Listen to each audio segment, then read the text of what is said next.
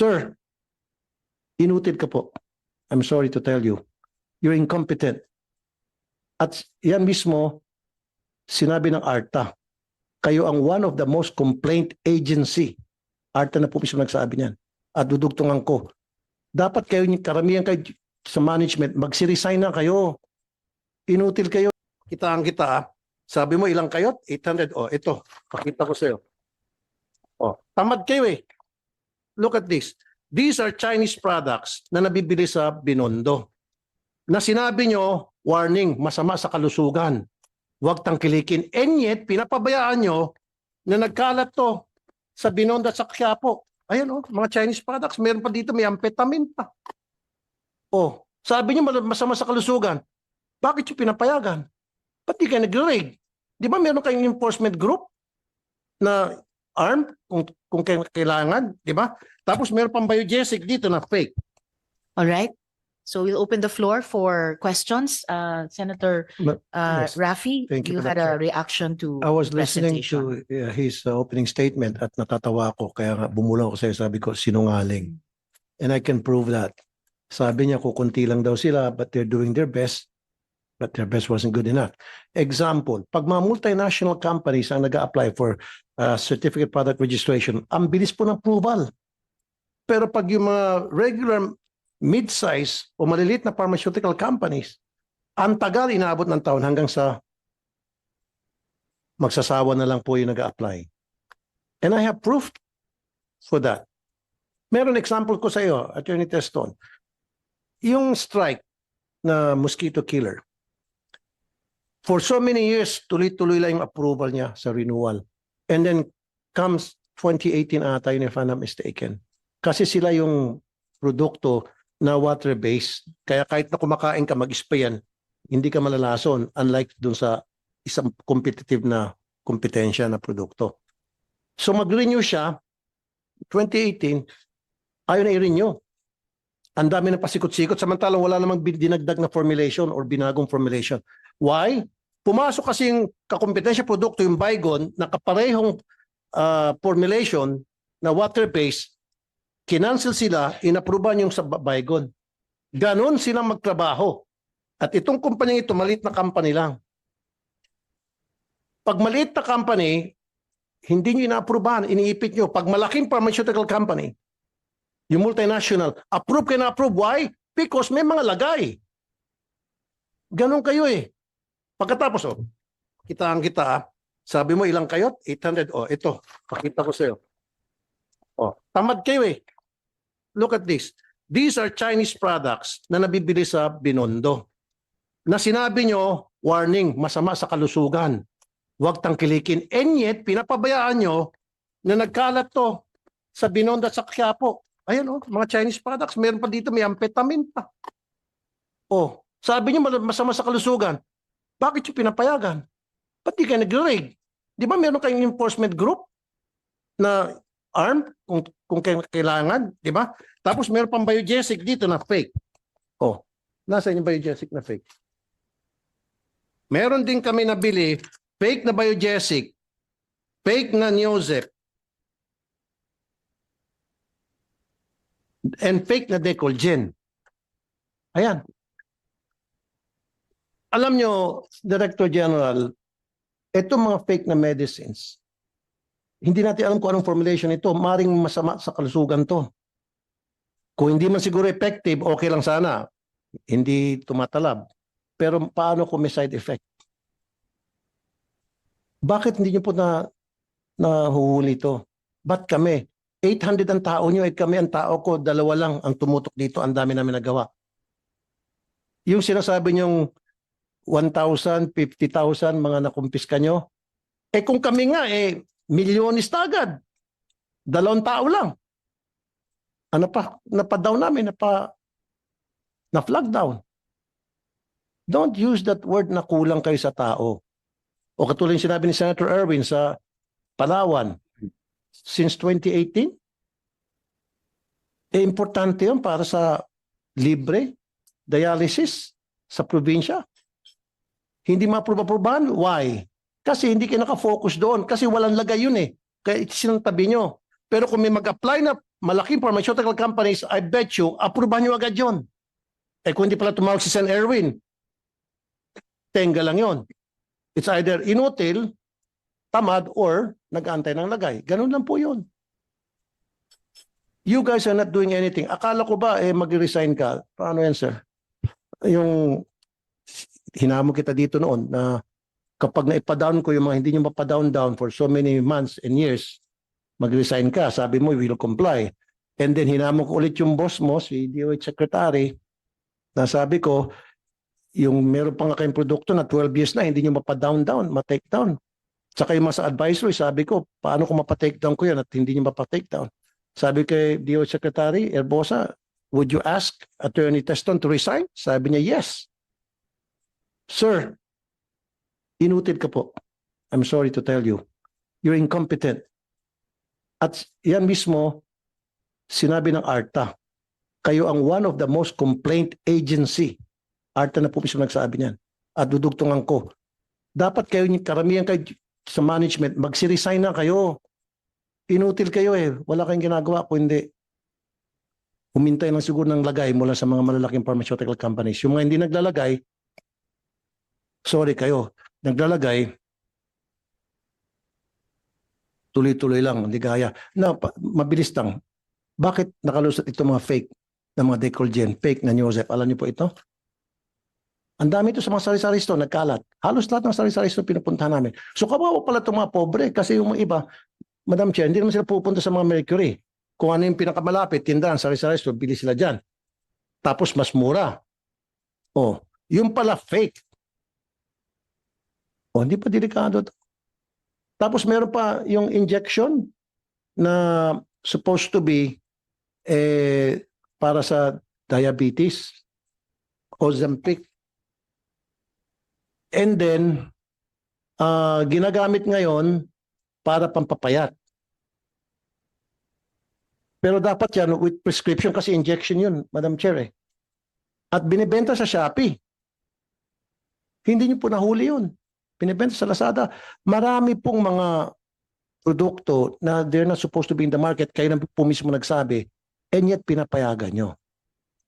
O meron ko isang sample. Ito naman, on the other hand, ito po isang kilalang produkto. In fact, umiinom ako nito eh. Sa US, no problem. Kalat to, approved to. Pero sa atin, hindi approved. Kasi hindi registered daw. Now, ang tanong, is it because hindi ni-register ng supplier dito? O nag-aantay sila na i-register para may lagay? Diretsong salita. Huwag tayo magpaligoy-ligoy pa. Maraming mga produkto kami nabili na sinasabi nila, huwag tangkilikin kasi hindi naka-register. And yet, sa ibang bansa, approved. Sa Amerika, approved. Pero dito, hindi. Huwag daw tangkilikin kasi hindi registered. E nag-aantay siguro ng lagay, Madam Chair. Alam nyo, Attorney Teston, ang dami nyo pong kapalpakan sa FDA. Matagal na po itong reklamo. Hindi lang, sa bagay, hindi lang po kayo. Remember, before you, nasibak. Bakit nasibak? Dahil nga inutil din. The guy before you, I'm not gonna mention his name kasi wala naman na siya. Isa ako sa nagpasibak doon. And then before pa, meron pa isang babae na FDA din, napasibak ko rin. Kasi inutil. So kung hindi nyo kayang trabaho nyo, di, mag-resign kayo. Your job is to safeguard the well-being, health and well-being of the consumers, and you're not doing that. Thank you, Madam Chair. Thank you, Senator Raffy. Palagay ko, Attorney Teston, dito sa lahat ng mga produktong pinakita ni Sen. Raffy, merong mga counterfeit, merong ding mga unregistered. So i-channel, I think you will have to answer the issues he has raised and we will raise during this hearing. I-channel natin yung mga tanong in both those directions. Unahin natin dun sa mga counterfeit products. So isang tanong dito, sa website mismo ng FDA, makikita na may ganitong report, no, na sasabihin ko sa inyo, covering the period January 2024 to March 2025. Seized counterfeit drug products, posible may kasama diyan dito, seized counterfeit products, may nakuha kayong in the value of 21,979,539 pesos.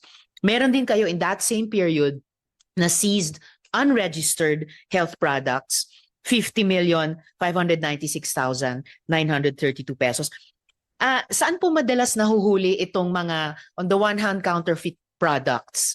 Locally ba o imported?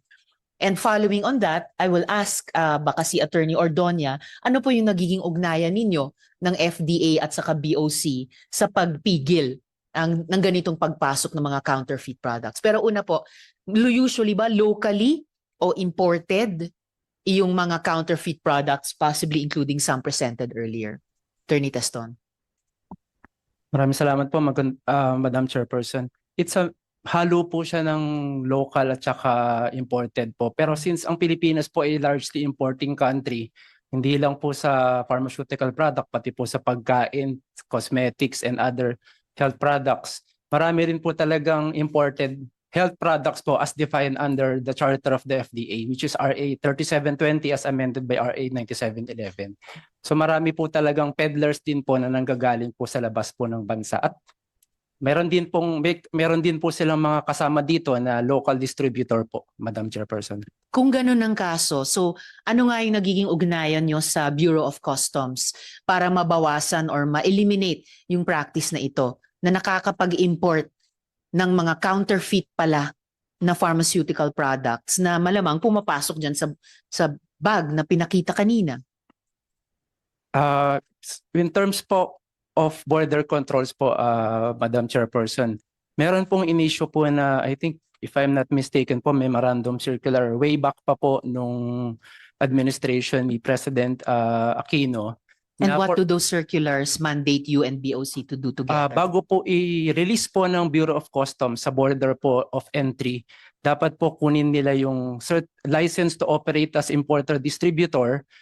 At hindi lang po dapat license to operate, dapat po yung produkto mismo, dapat meron po siyang market authorization o yung tinatawag po natin na Certificate of Product Registration. Pag na-present po ito ng isang importer sa border po natin, it will be enough for purposes of FDA clearance. It will be enough for the Bureau of Customs to release them, provided that they pay the appropriate tariffs, duties, and taxes po, Madam Chairperson. Okay, so matanong ko po si Attorney Ordonia. So sir, pag nakita nyo yung bag na ipinakita kanina, halo-halong mga produkto, malamang yung iba doon ay mga counterfeit pharmaceutical products. Gaano nyo kahigpit o gaano kahigpit na i-enforce ng customs, ng bureau, na bago nyo i-release, mayroong license to operate, may market authorization, may certificate of product registration, ipepresenta sa inyo at kumaga isa-certify nyo sa FDA para mabawasan yung ganitong bag na inilabas kanina na malamang may counterfeit products na kahalo. Attorney. Good morning, Madam Chair. I confirm the statement of the FDA, Madam, and before releasing these items, we see to it that we verify the authenticity of the documents presented. And with respect to counterfeit products, we have this office in the Bureau, specifically the Intellectual Property Rights Division under the Customs Intelligence and Investigation Service. Our office is mainly with respect to the anti-illegal drugs. Yes, ma'am. I'll have follow-up questions about that, but Senator Erwin would like to interject. Yes, Madam Chair, mabilisan lamang po. Tanong ko po dito kay Attorney Teston, meron po bang mga sanction, kaparusahan pag nagbenta po isang kumpanya ng unregistered health products? Kasi parang wala because continuous po di po ba? Kung meron po, ang tanong po natin, may napasara na ba o may nakulong na po ba kayo for selling unauthorized food supplements, Attorney? Maraming salamat po, Madam Chairperson, Your Honor. Meron po under Republic Act 9711 which amended RA 3720. Sa makatuwid po, Your Honors, Madam Chairperson, marami pong pending administrative cases sa FDA po. Nung huli po ako nag-check, I think kahapon po yata nasa 3,000 po yung administrative case sa FDA involving violation of FDA Act of RA 3720 and 9711. Ang penalty po sa administrative cases is between 50,000 to 500,000 pesos po. Pero patungkol po doon sa may criminal cases po, ang criminal cases po kasi kadalasan po ginagawa po namin jointly with the law enforcement officers. Andyan po ang NBI, andyan po ang PNP. Pag meron pong operation, alam naman po natin na ang nagpa-file po ng kaso is yung kadalasan po LEAs o kung may complainant man, fina-file po siya sa may piskalya and then nililitigate po siya sa korte. Ang tanong ko, Opo. attorney, lagi natin naririnig, may batas, may ganito. Yes. Napakababa naman palang penalty kahit sino kayang bayaran yan. May nakulong na ho ba kayo? May na-prosecute na po ba? May nakulong para nasampula, napasara? Parang wala pa po ako naririnig. Madam Chairperson, may Wala. The answer is wala. I can attest to that. Wala. Salamat, Attorney and Senator Raffy. Sino yung nire-refer nyo na para sagutin yung tanong ni na Senator Erwin at mag-comment dun sa comment ni Senator Raffy? Madam Sino po ba? Chairperson, Attorney nandito po Taston. yung Deputy Director General ng Field Regulatory Operations Office who can answer Attorney the question po. Tabakin. Yes po. Tabakin, sir. Attorney Tabakin, sir. So, please address the questions of Senators Erwin and Raffy.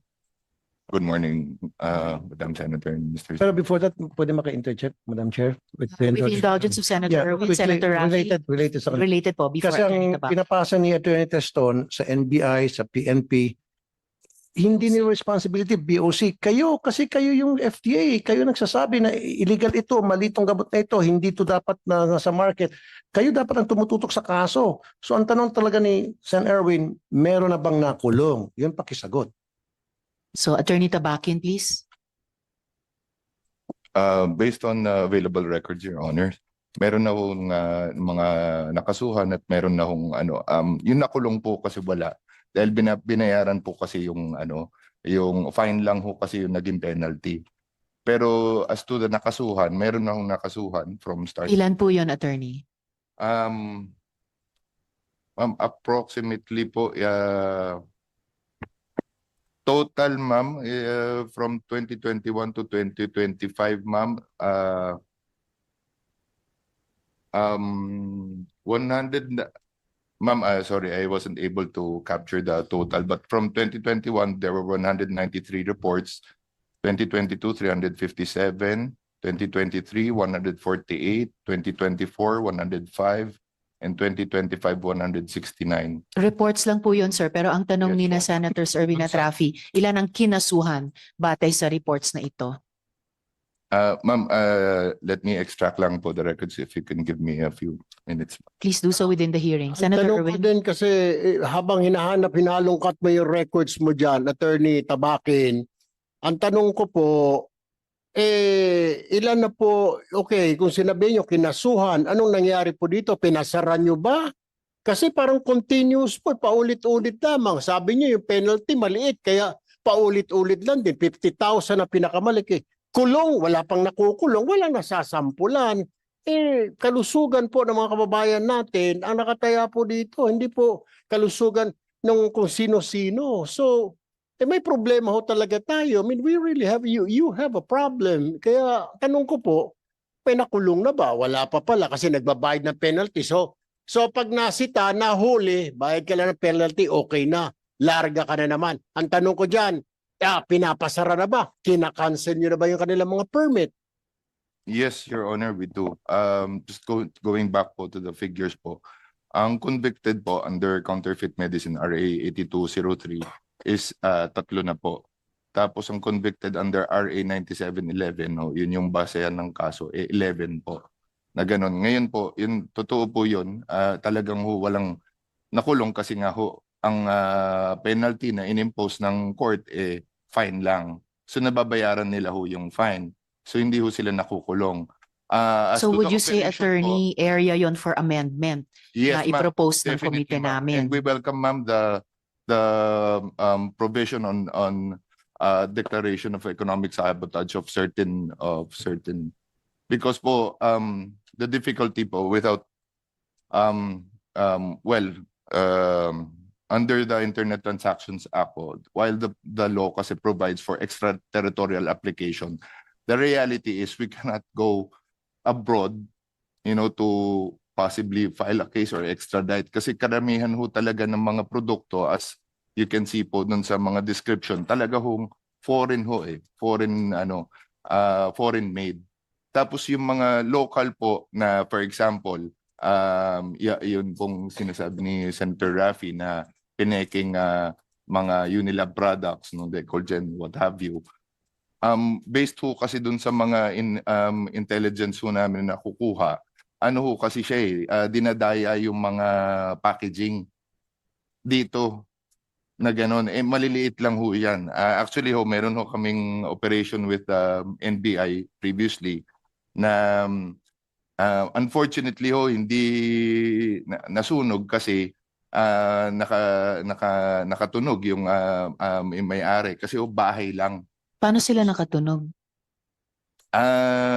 Feeling ho namin baka doon yung nagtip po sa amin, baka siya rin ho ang na kumbaga na kapag kumbaga na nakaramdam yung nagpapatakbo. Kasi yung drum lang to, balde-balde lang. Yung mga vaccine ho kasi napakaliliit ho lang niya. Madam Chair, sorry Senator Raffy, with the quickly, indulgence of Senator. sabi niya kasi, Senator Arvin, sorry. Sabi niya kasi yung mga pinipeke na produkto ngayon nila, maliit lang yon. Oo nga, maliit lang kasi bumibili, maliliit na tao, kaya hindi nyo pinapansin. Like Decolgen, Biogesic, and Neosep, maliliit na tao.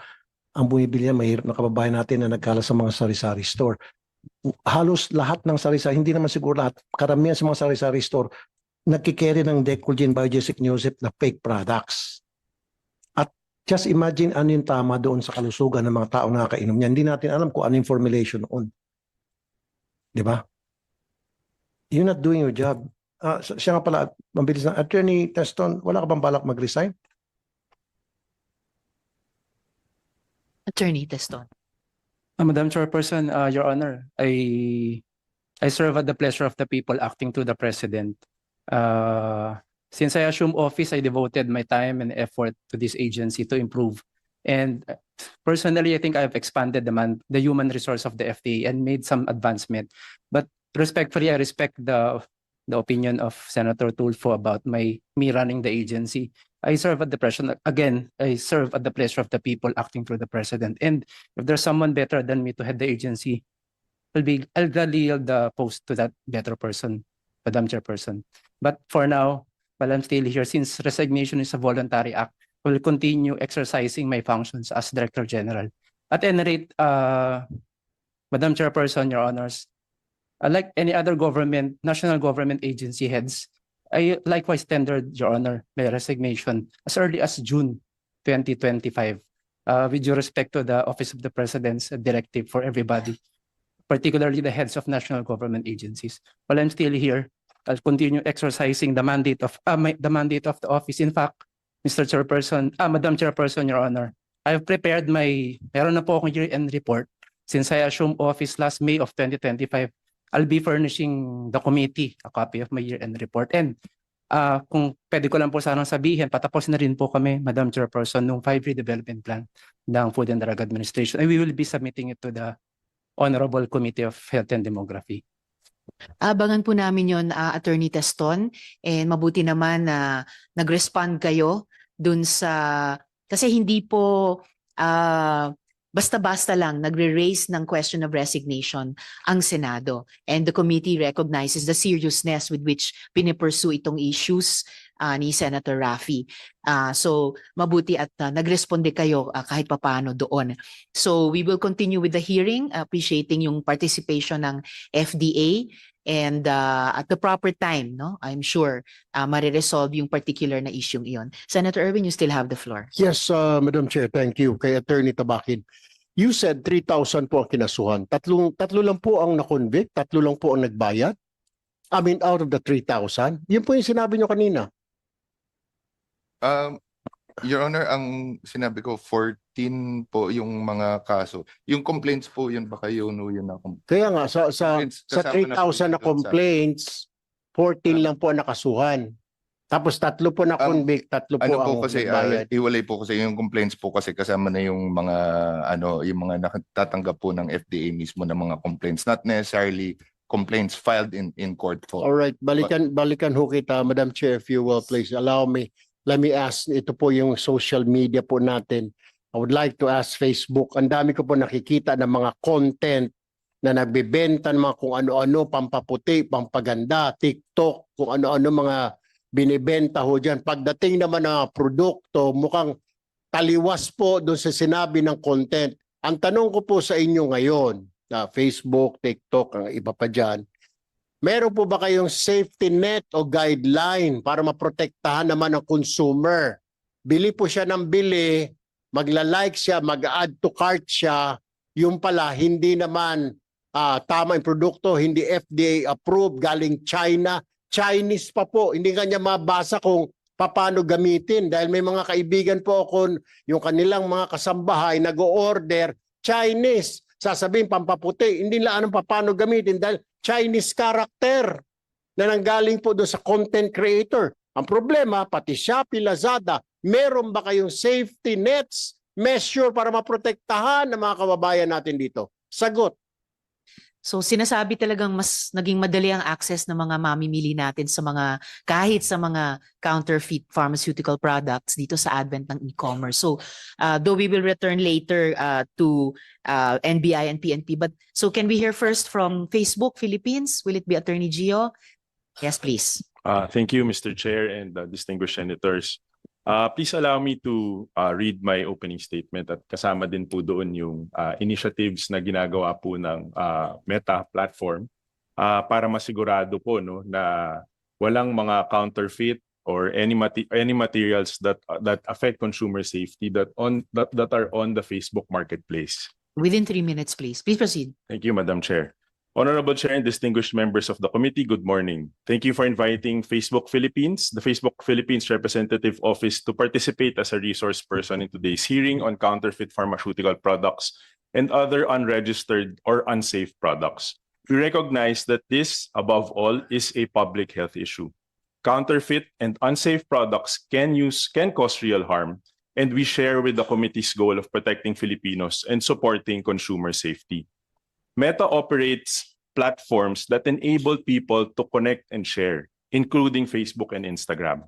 On Facebook, we also offer Facebook Marketplace, which is, to put into context po, Madam Chair, is a free consumer-to-consumer feature designed to help individuals discover items in their local community. So it's not your traditional e-commerce platform. Yung Facebook Marketplace po, it does not facilitate payments, it does not provide logistics or even warehousing, no? Or has the visibility of whether of the transactions that it has off platform. So even so, we take the misuse of our services seriously, and we work to prevent our platforms from being used to market or distribute prohibited regulated goods. So we do have policies, our community standards, our commerce policies that prohibit the sale of drugs and many medical healthcare products, including prescription drugs. And we do not tolerate any intellectual property infringement, which includes po counterfeiting. So we enforce these rules using a combination of tech, no? So meron po tayong AI, combination of technology, machine learning.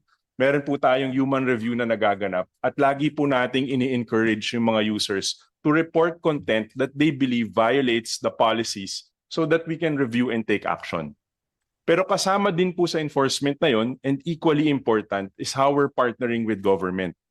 So sa Pilipinas, we work with agencies, no, regulators, including po the Food and Drug Administration, through a dedicated reporting channel so that any unauthorized agencies can flag content that may violate local laws or raise urgent safety concerns. So we're committed to keeping that channel very effective and open, and we are ready to support agencies to strengthen coordination so that valid reports can be processed quickly. Pinabibilis po yung turnaround time once may lumabas po na any report or advisory coming from the FDA. So, but we also believe, Madam Chair, that our effort to collaborate should be beyond takedown. So we welcome continued dialogue on practical measures that help deter repeat offenders and improve reporting quality, such as clearer referral pathways, better signals for high-risk product categories, and capacity building with relevant agencies and stakeholders. So in closing, our utmost appreciation po for the committee's leadership on health and consumer safety, and we're here to share what we can about our policies and processes and reinforce our willingness to work with government and industry to reduce harm. Maraming salamat po, and we look forward to working closely with the committee and relevant agencies to strengthen consumer safety and protect public health. Madam Chair. Salamat, Attorney Gio. Could we hear now from TikTok before we move to Shopee and Lazada? Attorney Gonzalez, please. Chairperson Lisa Ontivera, Senator Erwin and Raffy Tulfo, members of the committee, good morning. On behalf of TikTok Shop, thank you for the invitation to serve as a resource person. TikTok Shop supports this committee's mission of safeguarding the health of Filipino consumers while empowering our micro, small, and medium enterprises to thrive in the digital economy. To protect our TikTok Shop community, we have established policies in line with Philippine laws and regulations that apply to sellers and their products. We use a combination of technology, human moderation, and reports to remove violative products and continuously evolve our approach to combat bad actors who circumvent our policies. To date, we have invested over $1 billion in tools, technologies, and people to keep our platform safe. We believe that protecting the health and safety of the Filipino public is a shared responsibility, and we continue to coordinate with the Department of Trade and Industry, the Food and Drug Authority, to help ensure that our policies continue to evolve and keep pace with emerging risks. Through our continued partnerships with this body and our partners in government, we can help ensure a safe, compliant, and thriving digital ecosystem for all Filipinos. Maraming salamat po. Maraming salamat din. Before we move to Shopee and TikTok, may Yeah. interjection si Senator Raffy. Meron ho ba kayong timeline as to yung pagti-take down, how long would it take bago ma-take ng isang product? Halimbawa, yan ay ni-report na fake yung product or unregistered sa product sa FDA, especially pag yung mga AI-generated na mga products na ini-endorse through TikTok and Facebook. So, Attorney Gio, ang timeline po ng Facebook. Maraming salamat po. No? As fast as it is reported po, yung turnaround time, we try as best as less than 24 hours po natanggalin. And in addition po, Senator, nabanggit niyo po kanina na nagagamit po yung inyong imahe doon po sa mga fake ads and scams na lumalabas. Last year po, gusto ko lang hong i-report na ang dami na ho kasi talagang mga gumagamit ng mga images ng public figures, no, content creators, celebrities, at ang tawag nga ho nila dito ay celebate or celebrity baiting para po doon sa mga pagbenta ng peking produkto at ginagamit po yung mga public figures. So sa platform po, no, ng Facebook, we're trying to continuously improve our detection system. In fact, last year we introduced face recognition technology. So kung public figure po kayo, kaya na pong i-detect through machine learning yung muka ng isang public figure at tanggalin po yung scam, yung portrayed ad or misuse of the image and likeness of the person na unauthorized dahil violation po ito ng community standards. Makasingit lang po. Yes. Yung mga deepfake, wala kayong tracking o para ma-recognize nyo na deepfake yun? Halimbawa, ginagamit yung face ko, AI generated. Wala kayong way na ma-determine na this is AI generated, this is not Senator Raffy Tulfo. Therefore, Motopropio will take this down. We're not gonna allow this to Sir, yun po, no? continue. Thank you, Mr. Chair. Thank you, Senator. So last year, sir, when it was introduced, nakita ko po nga yung mga post ninyo and tinake down po itong mga posts na to. This year po, dahil mas nag-improve na po yung system through AI, yung face recognition technology that is, again, continuously improving dahil AI po to, natututo rin po yung machine, no? Nakukuha na po niya na ma-detect ng mas efficient at mas maayos yung mga scams na nag-impersonate po ng mga public figures. So just to report po today, no, we have enrolled in our face recognition system around 500,000 public figures. And we're trying our best to protect them from having their likeness, their images used in scams. Rest assured, we're not taking this lightly, and we are directly monitoring po all of this, especially for our public figures, including po yung mga kayo pong mga butihing senador. Salamat po, Mr. Chair. Madam Chair. Salamat, Attorney Gio. TikTok Shop, same two questions of Senator Raffy, please. Yung turnaround time for taking down such content, and then kung merong ding protection against the AI manipulated or manufactured images of persons. Thank you, Mr. Chair. On TikTok Shop po, we strive to take immediate action on these reports. Lalong-lalo na po itong mga health-related concerns. We take special level of urgency po when it comes to this. On the AI generated naman po, ang pagkakaalam ko po ay nagko-coordinate naman po sa opisina nyo yung TikTok team, lalong-lalo na po dito sa mga AI generated content, at bawal po ito according sa policies po na publicly available po. Bawal po yung mga AI generated na meron pong indication of endorsement. Okay, And sorry, pwede Mr. Sen. Raffy, just to know, Oh. and less than 24 hours din po ba yung takedown time nyo? Katulad ng Facebook, or you take Opo, longer? that's also our target po, Also. Madam. Okay, Senator Raffy. Okay, pwede sa ano to, Facebook and TikTok. Kapag mayroong mga advertisement sa Facebook at TikTok tungkol sa mga health products, dapat i-require ninyo na meron nakalagay doon na FDA approved. Pag wala nakalagay na FDA approved, huwag niyo i-upload, huwag niyo payagan na mag-continue, na magkaroon ng exposure sa platform ninyo. So dapat hingiin nyo, pag nag-advertise sila, doon sa baba nakalagay FDA approved number 00, etc. and then kung anong date na approbahan nyo. In absence of that, huwag nyo payagan, huwag nyo i-go. Can Can you do- TikTok Shop commit to that? Madam Chair, on TikTok Shop, we have several policies governing the use of our platform for product promotion. And as mentioned by the Senator, to protect against public health risk, we specifically prohibit misleading and exaggerated medical claims, as well as that medical claims may only be allowed if they are specifically approved by the FDA. No, So no, you wala. are committing na kapag walang FDA approved na text doon, hindi nyo i-upload sa platform nyo. Tama ba? Madam Chair, violative po yan. Okay. And the same ba for Facebook na kapag walang explicit na FDA approved, hindi nyo i-upload yung product? The same po from our end. No? Madam given- Chair, I'm sorry to Okay, say na Senator you're not Raffy. doing it yet. Maybe na-overwhelm na kayo. That would be the reason. Kasi ako, tumitingnan sa TikTok, sa Facebook, ang dami nagbebenta naman kung anong produkto. Sa baba, wala nakalagay na FDA approved. Wala nakalagay yung numero ng approval ng FDA. Kung kailan approve yun, nothing.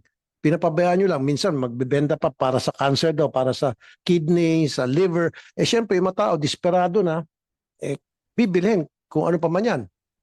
Pero, wag ka, yung pala fake. Sasayang lang sa pera. So, dapat from now on, make it a point. Dapat meron ka isang unit dedicated to that. Kasi we're talking about the health Di ba? Based on this observation of the committee, kaya ba ng Facebook at saka TikTok Shop mag-commit within a certain time frame, review lahat ng mga products na nasa platforms nyo kung meron nga bang explicit text na FDA approved, and if not, to take those down? Kaya ba yon? With the numbers.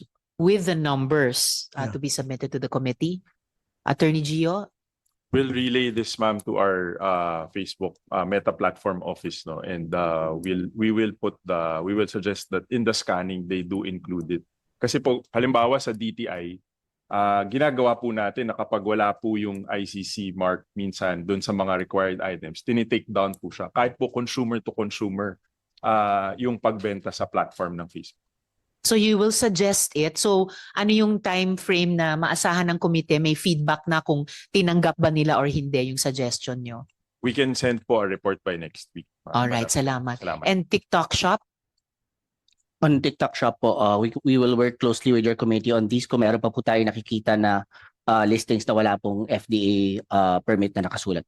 Although yung komite, wala kaming eyes on yung lahat ng platform nyo. I mean, yung lahat ng products na naka-upload sa platform nyo. Will you be able to get back to us by next week also kung ita-take down nyo na nga ba yung mga products na naka-upload na walang explicit na FDA approved Yes, Madam text? Chair. Yes, Madam Chair. You can. All right, salamat. Senator Raffy? Or if no questions pa for the other two, yung Shopee po at saka yung Lazada, can we hear from you? Ano po yung mga pamamaraan ninyo to prevent, specifically muna, counterfeit pharmaceutical products from being sold on your platform? So, Mr. Fulion. Maraming salamat. Madam Chair, Yes. Magandang umaga po, Honorable Senator Erwin Tulfo and Senator Raffy Tulfo. Maraming salamat po for inviting Shopee and for hearing our views. Allow me to read the statement from Shopee Philippines. Within 3 minutes, please. Yes, Please yes, proceed. ma'am. Of course. Thank you. Shopee extends its sincere appreciation to this honorable committee for continued engagement and partnership. We have seen that close collaboration between government and platform leads to better consumer protection outcomes while supporting the growth of our micro and small medium enterprises. We recognize po that under the Internet Transactions Act, online platforms have a responsibility to prevent the sale of regulated health products unless sellers meet applicable requirements and require compliance with Philippine laws and regulations.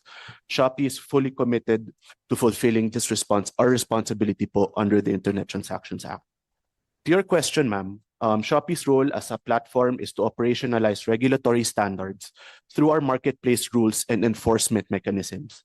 We do this through seller onboarding requirements, contractual obligations, automated and manual reviews, reporting channels, and close coordination po with relevant government agencies. Regulatory standards and final compliance decisions, however, rests with appropriate authorities which Shopee defers to at the end of the day. We recognize that bad actors continue to test safeguards across all online marketplaces, often by misrepresenting products or disguising listings. We believe that enforcement is most effective when platforms and regulators work for the same reference points, particularly in translating advisories into listing level indicators that can be applied at scale. Shopee remains fully committed to working with the Honorable Committee, the FDA, the DTI, and other relevant agencies to strengthen enforcement, improve coordination, and protect Filipino consumers. We welcome today's discussion and remain available to support the committee's efforts. Rest assured that you have Shopee's full cooperation. Thank you. Okay, thank you, Mr. Fulion. And who will speak for Lazada? I'm Ken Estelier po, Head Mr. of Government Estelier, Affairs. please Yes, proceed. yes, Madam Chair. So if it's okay, I'll read a short statement too. Less than 3 minutes po siya. Okay, thank you, Madam Chair. So good morning, everyone. Honorable Chairperson, Senator Risa Hontiveros, distinguished members of the Senate Committee, Senator Erwin Tulfo, Senator Raffy Tulfo. Thank you for the opportunity to appear before this esteemed body. On behalf of Lazada, we appreciate the committee's invitation for today's hearing and to be able to contribute to today's discussion, which is a very important one. We recognize the gravity of the issue before us, the proliferation of unregistered, counterfeit, and potentially harmful pharmaceutical products and supplements sold online. As a digital platform, we are committed to responsible commerce, and we share the committee and the nation's concern brought today. In recent weeks, acting on the guidance from Senator Raffy Tulfo's office and in alignment with advisories issued with the FDA, we have taken down over 500 product listings that raised red flags for non-compliance for potential health risk. To complement these efforts, we believe in working closely with government.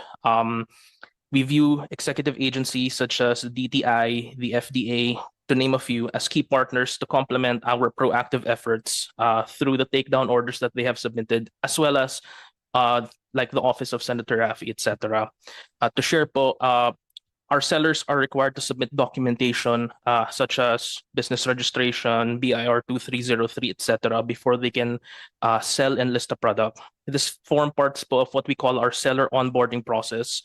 For sellers naman po that offer regulated goods, we require them to submit additional valid documentation or other relevant permits before they can sell sa Lazada. I guess po our challenge po is in terms of like the validating authenticity of said documentation, which is why we truly value working po with government to be able to help us determine these. Since we are not the subject matter expert po when it comes to like the validation. Our goal naman po at the end of the day is to be the partner of government, to be responsive, transparent, and to also continuously improve as a platform. We operate in trust, and without trust, Filipinos will not be able to buy with confidence online po, given how big e-commerce has grown substantially over the years. So we stand ready to collaborate closely with the government, with this committee, to strengthen consumer protection and e-commerce. Thank you po. Thank you.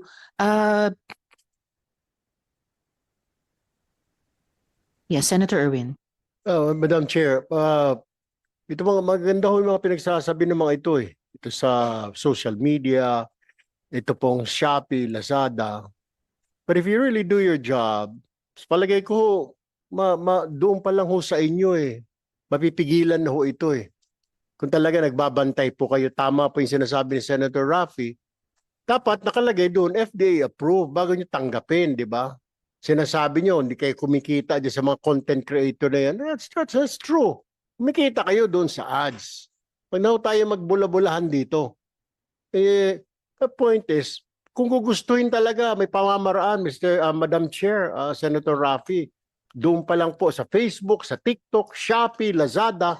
Ngayon, quickly lang po, Madam Chair, I just have a questions, ito mabilisan lang po. Dito po naman sa ACG, sa anti-crime, hindi po ba kayo nag-internet surfing para makita sino ba mga bumibenta ng produkto na ito? Ganon din po magiging tanong ko sa CIDG, sa NBI at PIDEA.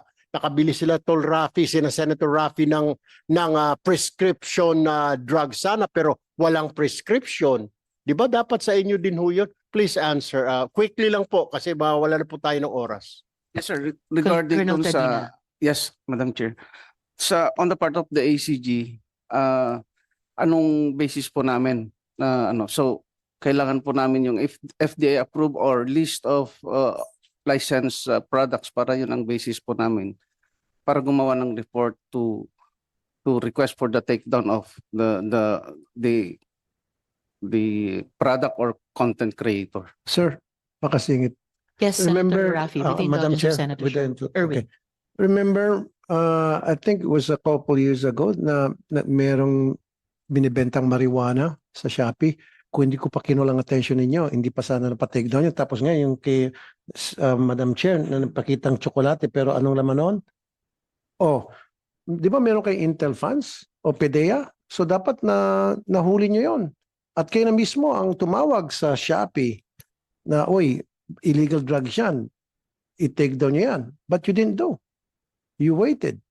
Hanggat nakita namin at nakita ni Madam Chair.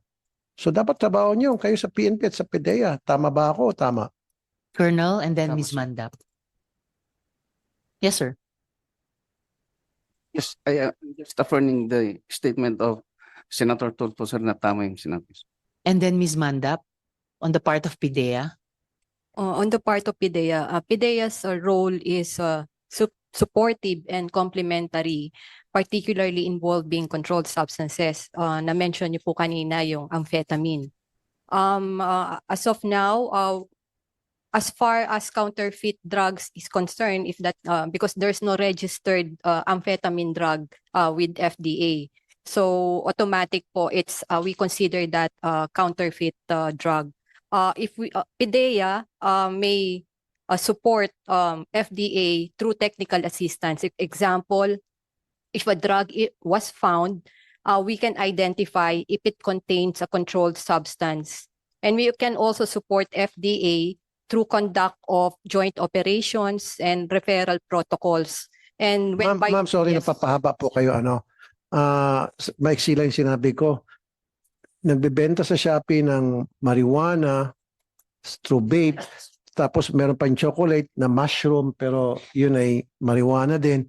Dapat na-plug down nyo yun. Nakikita nyo dapat yun dahil meron naman kay Intel Funds, di ba? Eh bakit kami pa sa media, kami pa sa Senate ang nakakita noon? Wala naman kaming Intel Funds. Kayo Yes, meron. sir. Our operations are doing their job, sir. They are Then if you're actually- doing your job, dapat na-plug down yun. Dapat nakita nyo. Teka muna, may binibentang marijuana pala rito sa Shopee. Teka muna, may binibenta palang, nalusutan kayo, may binibenta palang mushroom na marijuana din. Ang cover up, sasabihin chocolate, black chocolate. Dapat nalaman nyo yun. At Yes, kayo na mismo ang pumunta sa, gumawa kayo ng, ang tawag nito, ulihin nyo. Diba? Entrapment operations. Gumawa kayo ng entrapment operations. Yes, sir. We have actually coordinated with DTI e-commerce weeks back, sir. But you haven't done it regarding yet, ma'am. Right? Uh, Tulad nito tsokolate, matagal na yan. O yung pinakita ni Sen. Riza, ni Madam Chair. Tulad yung nakita ko yung marijuana sa vape, ang tagal na noon. Kung hindi pa namin nakita, hindi dapat hindi matitake down yun. Yun po yung sinasabi ko, dapat maging active din kayo sa PNP at PDEA. Tingnan nyo sa social media. Diyan mabilis nagbebenta ng mga illegal drugs eh. Pangit naman kung nalulusutan kayo. Ano po? Could we also hear from the NBI, Attorney Balba, yung tingin nyo sa current problem and then kung yung bill namin ay makatutugon dito and any reservations or recommendations you have about the bill? Good morning, Madam Chair. Good morning po, Senator Erwin Tulfo. Good morning po, Senator Raffy Tulfo. On the part of the NBI, ma'am, we remain committed po sa fight natin against counterfeit drugs, and we fully support the committee's aim to strengthen the regulatory processes of the country, especially po yung pag-push niyo po dun sa pag-declare sa offense po ng counterfeiting ng pharmaceutical para maging economic sabotage. Tingin ko po, personally, it will help us deter na maging malaki yung penalty para matakot po kahit papaano yung mga gumagawa po nito. Hindi, pero ang sinasabi ko po, Attorney Balba, yung bang vigilant kayo, nag-check din kayo sa TikTok, sa Shopee, sa Facebook, na baka may nagbebenta rin dyan ng illegal drugs. At meron nga, kami ang nakita noon. Kayo sa NBI, kayo sa PDEA, sa PNP, may mga intel funds kayo.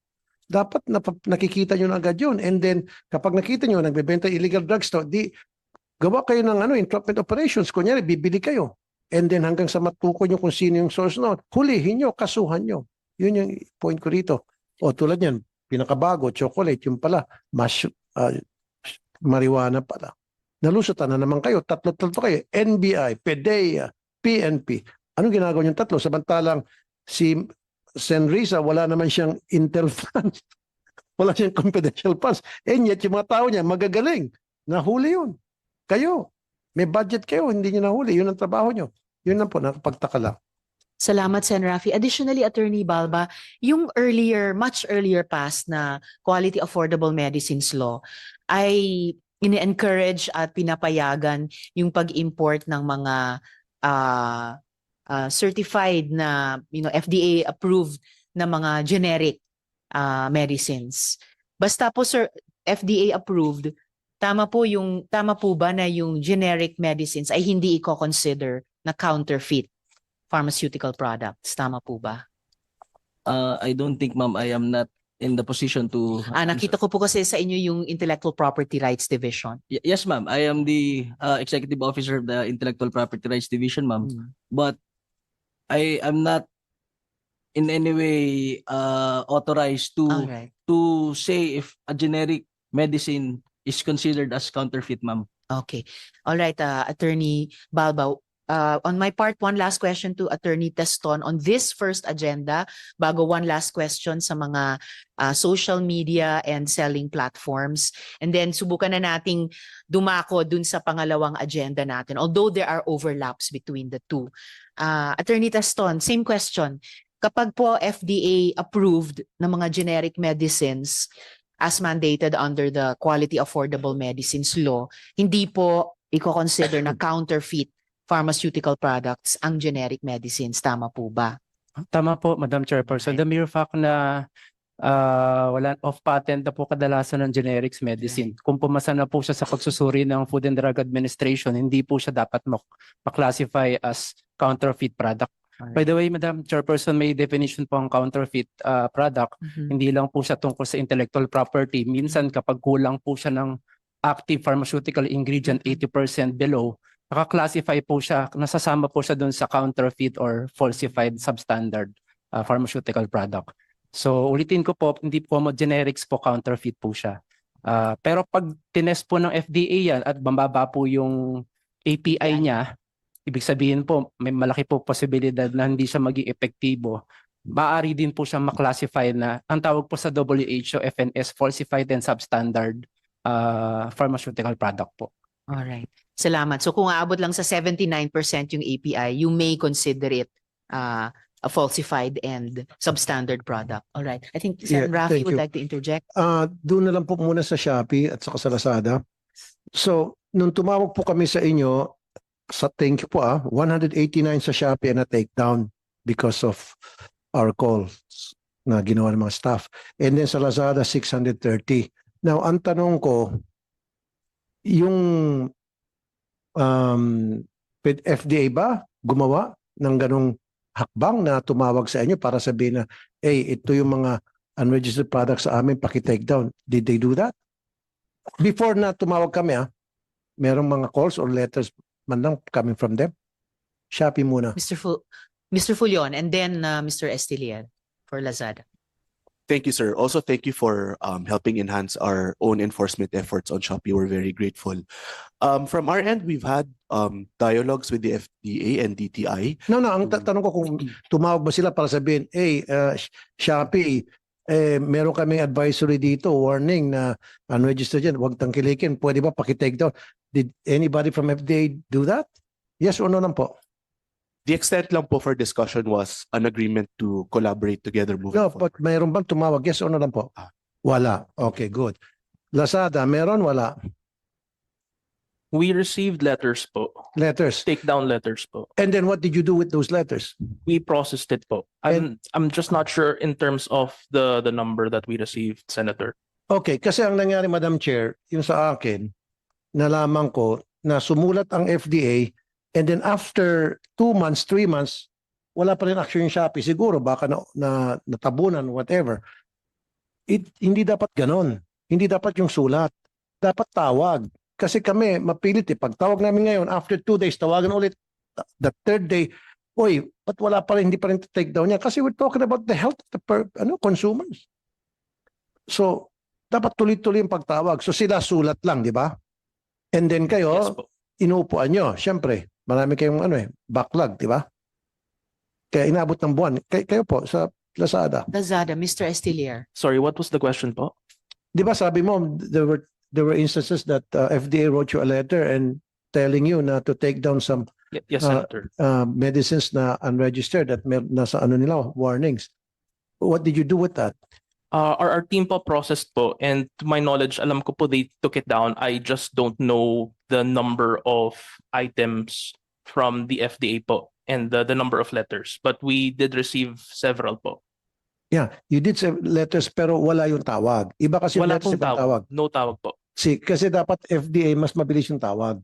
Kasi kalusugan ng taong pinag-usapan dito A phone call is much better than a letter. Kasi yung letter, dahil pang dadaanan, dahil pang pipirman, dahil stapler, ilang desk ang dadaanan. Whereas if you call directly doon sa concerned unit na mag-take down, mati-take down agad yun. Look at us, in 1 week na-take down ko na hindi nyo kaya i-take down since 2013. Now, isa pa, ang concern ko rito, Lazada and Shopee, i-take down nyo na po ito mga prescription medicines ngayon naka-advertise sa inyo. Please, tingnan nyo lahat ng mga medicines na naka-advertise dun sa Shopee, Lazada na walang prescription. Dapat OTW lang ang pwede payagan. Pero pag prescription, wag. Marami kayo So, can you do that, Moto Proprio? Gawin nyo na. Mr. Estilier. We will notify po the team and we will do the review and we will follow the advice of the good senator po. Can you give us a timetable for that before, with the indulgence of Sen. Rafi? Senator Erwin would like to interject. Can you do that? Can you give us a timetable within which magbigay kayo ng feedback sa komite if this will actually be done, Mr. Estilier? Noted po, Senator. Is it possible to do it by early next week po? Because we also want to do the review as well. Yes, please. So by Monday next week, we can expect a Okay. report Noted from po. Lazada. Okay, thank you. And from Shopee? Align, ma'am. We will work with our teams on this and then aim to get back to you similarly next week. Early next week? After the hearing, I think, get a contact from your staff directly so we can talk directly so that you can receive timely updates from Shopee side kaagad. Okay, ComSec, please do that. With the indulgence of Sen. Rafi, Sen. Erwin would like to interject. Yes, Madam Chair, dito po sa PNP natin, sa NBI at PIDEA, Sorry, Sen. Erwin, bago lang po natin iwan yung mga platforms. One follow-up question Go dun sa ahead, line of Madam Chair. questioning so far. Ano po ba yung kailangan para ma-monitor nyo lahat ng concerns na ito near real time? Yung tipong ma-flag nyo na just once keywords pop up dun sa bawat product. Yes, Mr. Fulion. Thank you, ma'am. Shopee. From Shopee side, just would like to note that Shopee already has its ongoing efforts to take down listings. We have dedicated teams to check the platform and to check the platform on a regular basis. To answer your question, ma'am, what helps us and enhances our efforts, as with any security system out there, is if we can get guidance on latest developments or keywords and brands that are prohibited, so that we can feed it into our system, so that our system is enhanced to also include those particular products, because I understand over time there are new products on the market that are prohibited. So we also rely on the assistance of government agencies and the Honorable Committee, ma'am, to help enhance our efforts, as was done by with our partnership with Senator Rafi's office. So keywords from FDA, for example. Yes, ma'am. All right. What about for the other platforms before we go back to Senator Erwin? For Yes, Facebook's part po, Facebook. no, very efficient po yung government reporting channel na mayroon kami. So, any report na ipasok po nila doon, 24 hours sumasagot po kasi global system yung gumagana. So, just enroll or just submit from the government platform where FDA po is registered. So Facebook already has everything you need para to monitor near real time and to take down once keywords pop up. Yes, yes, Okay. Madam Chair, as soon as it is reported po. And Okay. timely po yung pagsagot dun sa mga nireport ng FDA since from last year as I'm looking at the data po. Okay, salamat. Madam Chair, mabilis lang. Before we continue, before I recognize Sen. Rafi with the indulgence of Senator Erwin, quickly lang from Lazada and then from TikTok Shop. Anong kailangan nyo? For Lazada po, we share the sentiments of both the representatives from Meta and Shopee po. For us po, it's similar. So we need keywords po, list of products with image. The reason why we're asking for image is part of yung process po namin is we have machine learning and image detection. So any images that we can use to sort of teach the AI to be smarter, to be able to detect this faster will be very useful po for us. And another thing po that we also need is an explicit order or letter, more for formality, just so that we can communicate this to the sellers so that they can understand po. Yun lang po for Lazada po. Thank you. And last but not the least, Attorney Gonzalez. Madam Chair, on TikTok Shop. TikTok Shop, in addition to what our colleagues already mentioned, perhaps po yung timely updating of the FDA's verification portal para po mas real-time po yung pag-verify namin ng mga certificates from the FDA's website. All right, salamat. With the indulgence of Sen. Erwin, Sen. Rafi would like to interject here. Yes, Mabilis Sen. lang, Rafi. Sen. Erwin. Okay. I would like to commend TikTok kasi as opposed to dito sa Facebook. Mas mabilis ang TikTok, Madam Chair, kasi there was some instances na minagpakalat ng mga fake news about May, December, this last year. Pagtawag namin sa TikTok, agad-agad, nada-down in a matter of days, 1 day, 2 days. Sa Facebook, inaabot ng linggo, buwan.